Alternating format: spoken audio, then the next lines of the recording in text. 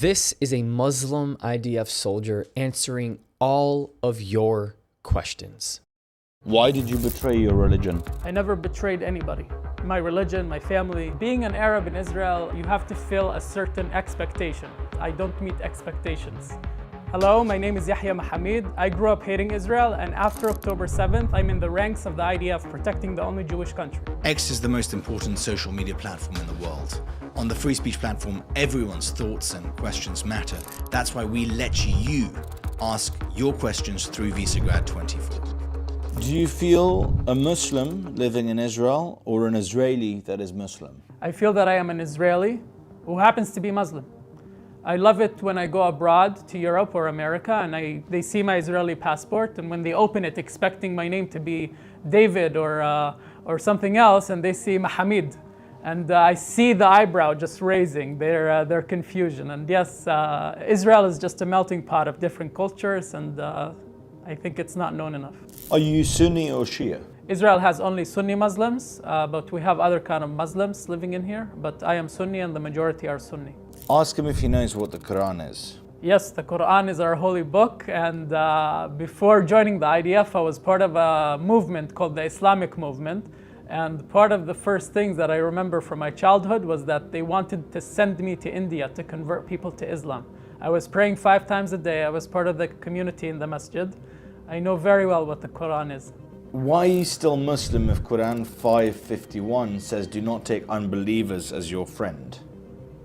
We cannot live in 2024 and follow every letter to the exact thing that's written. We have imams who have decided to go forward and put Muslims on the right path to civilization and to outcast people who believe in the literacy of doing everything literally in the Quran. That's a very bad thing to consider. We can't read every holy book and do exactly that. They were written a few thousand of years ago. I think they don't exactly fit today's narrative.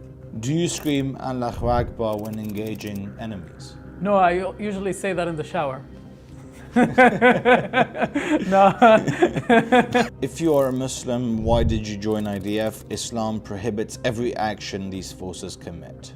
It's very funny because one of the things that all religions share between Christianity, Judaism, and Islam is a verse that I like to remember all the time. Whomever saves one soul, it's like they saved the entire world. And whoever kills one soul is like they killed the entire world. So I viewed it as my #1 mission in the IDF is just to save one person. Every soldier in some sense or another is carrying this with him, and it's very beautiful. How do they sleep, referring to Muslims in the IDF, honestly? I sleep very well.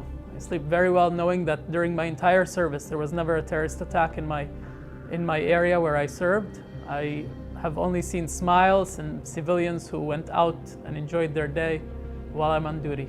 Do you think Israel brutally murdered thousands of innocent children? I don't think we targeted children. We never do target children. There are collateral damage, and it is sad. It's very sad. It affected me. Seeing blood on the ground affects every human being. But I can sleep very well knowing that we did not target specifically children and civilians. We do everything we can not to do that.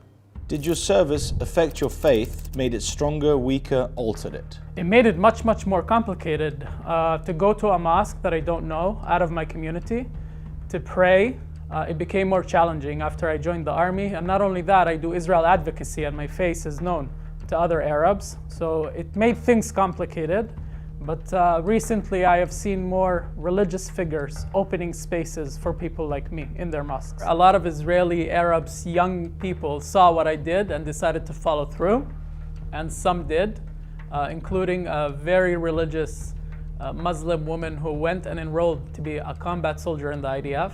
So she was wearing the IDF uniform with a head covering and an M16. Seeing examples like that really give me a lot of energy to continue forward. Do you get accommodations to practice your faith? There's a time to pray, there's a time to fast. They accommodated me on every single thing. I also accommodated them because I went to the IDF to serve the people, and I saw it. My personal opinion was that there's a limit to my needs, and the big majority is going to be to what the country needs. If he falls in combat, does he get 72 virgins in heaven? No, my girlfriend forbids me. No 72 virgins for me. Do you consider yourself also a Palestinian? What is a Palestinian identity to you?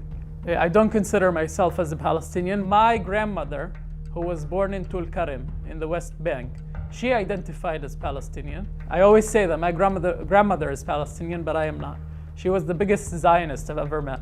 Do you think it is right to serve in an army that considers you a second-class citizen, or a country that marginalized you by calling itself a Jewish state only? We never called ourselves a Jewish state. We are a Jewish democratic state. Every day of my last 6 months in the army, I was in charge of raising the flag and saluting it every morning. And we sing Hatikva. It never missed my mind that this is a Jewish country.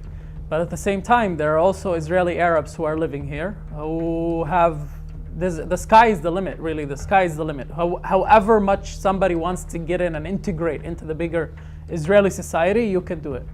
Do you support the demolition of Al-Aqsa Mosque and building the third temple on top of it?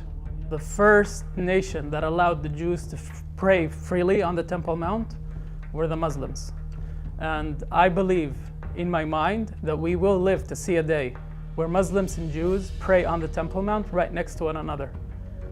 My faith, my moral compass tells me that my prayer will not be heard if I demolish another person's temple to build mine. Now, the status quo on the Temple Mount, there's a lot of things to say about it, but I think demolition and stuff like that is out of the question. What has Israel done for you? Israel has given me a home. Israel has kept my family safe. Israel gave me a safe space where I can study, where I have a very stable life, which is a luxury apparently in the Middle East. Israel gave me a sense of security and opportunities that I will not find anywhere else in the Middle East. What do you think about all the pro-Palestinians calling Israel an apartheid state? To say misinformed, to say the least. But the Palestinian, it was never about the Palestinians. It was never about the Palestinians. It was never about Palestine. It was about just attacking Jews.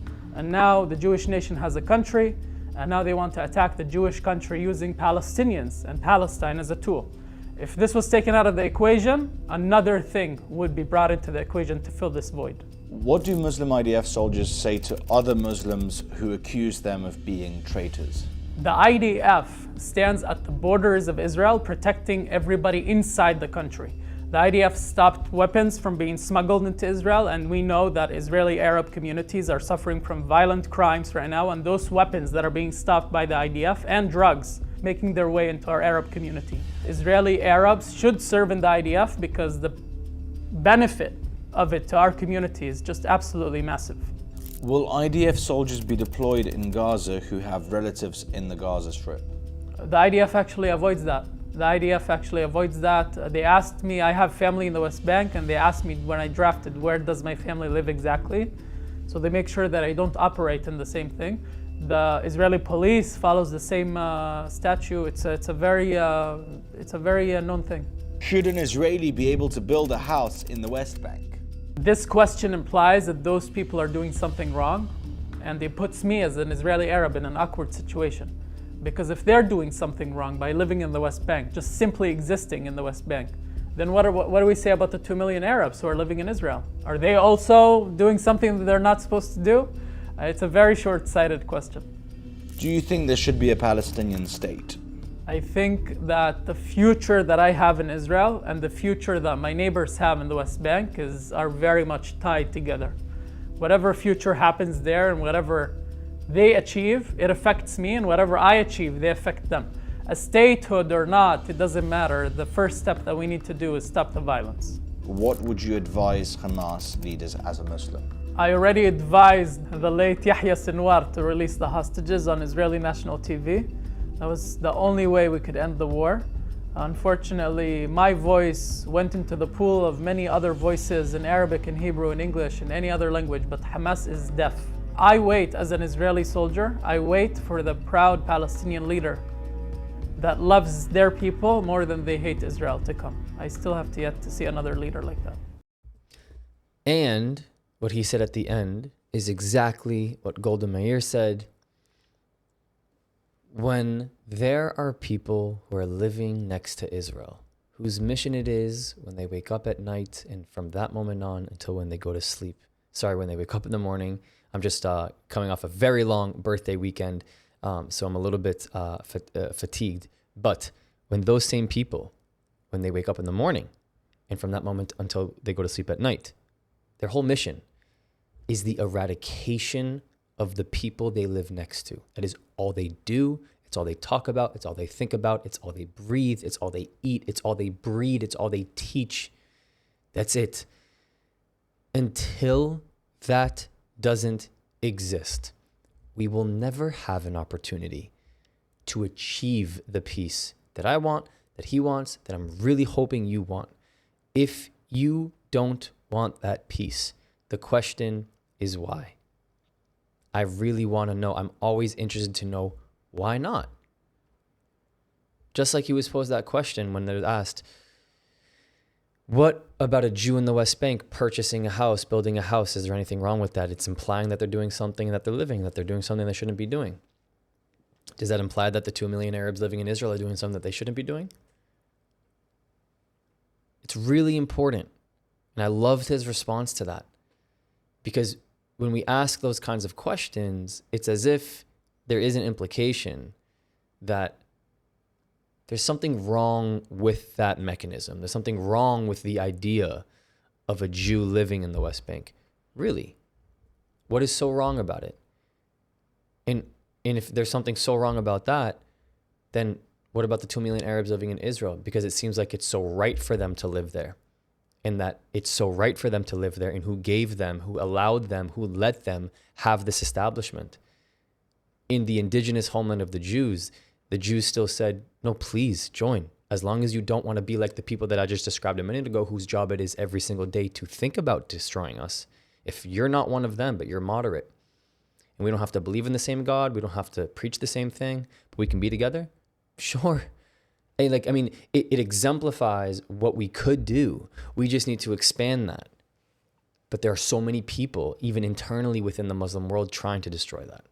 That's a problem. That's a massive problem, people. I'm sorry. We can't talk about any progress together until we get these liabilities out. We have to extract these liabilities. I don't know what else there is to say. Again, the whole cancer analogy that I've been giving since like the 10th of October. When I made that first video back in the States when I went to go see my family.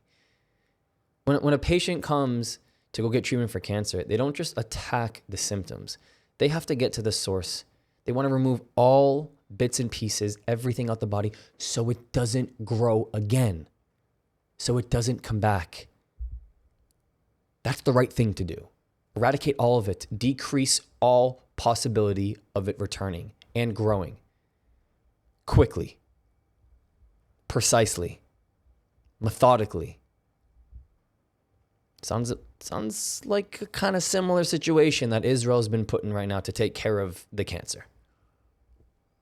And we're just seeing it unfold. Thank you so much for all your support. See you next time. If you want to continue the conversation, you can support my work for free. Discord does not cost a thing. It is the best way to connect with me and others who are seeking the truth. The link is in the description. But if you want to take it one step further, my Patreon gives you access to the Israel you don't see, uncovering the untold stories of what mainstream media does not show you. The link is in the description, and it helps me to continue this work. Or if you're just looking to help this thing go, PayPal and Buy Me a Coffee is a really easy way to support me. This channel, this work does not happen without all of you. Thank you. I love you. I'll see you next time.